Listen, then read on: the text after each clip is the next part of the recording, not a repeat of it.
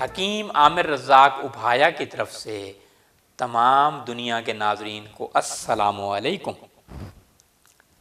آج کا موضوع اللہ تعالیٰ کی دی ہوئی نعمتوں میں بلنگوں پر ہے۔ ریحان بھی کہتے ہیں، بلنگوں بھی کہتے ہیں، تخم ریحان بھی کہتے ہیں۔ اس کے جو تخم ہوتے ہیں وہی استعمال میں لائے جاتے ہیں۔ بلنگو جو ہے کانسٹیپیشن کے لیے بہت مفید ہے، آرتھرائٹس کے لیے بہت مفید پایا گیا ہے، یرکان کے امراض میں بہت مفید پایا گیا ہے، السر معدہ کے لیے بہت مفید ہے، سوزش معدہ کے لیے بہت مفید ہے۔ اسی طرح جو ہے پیٹ کے امراض کے لیے اس کو بہت مفید مانا گیا ہے۔ ہاتھ پاؤں کی جلن کے لیے، ہیپاٹائٹس سی کے امراض میں بلنگو پانی کے ساتھ لیا جائے۔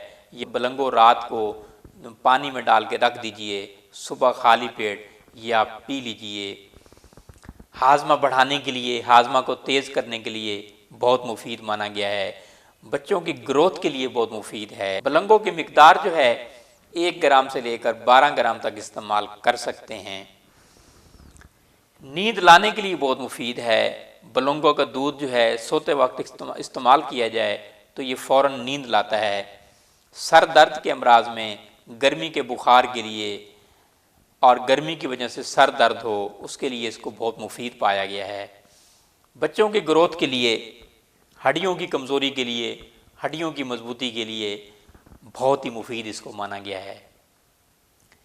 آنتوں کے سوتے کھولنے کے لیے بہت مفید ہے۔ بواسیر میں بہت مفید ہے۔ نکسیر کا بہت بہترین علاج ہے بلنگو جو ہے۔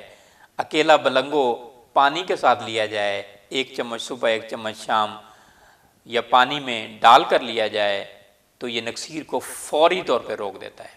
کینسر کنٹرول کرنے کے لیے بہت مفید اس کو مانا گیا ہے۔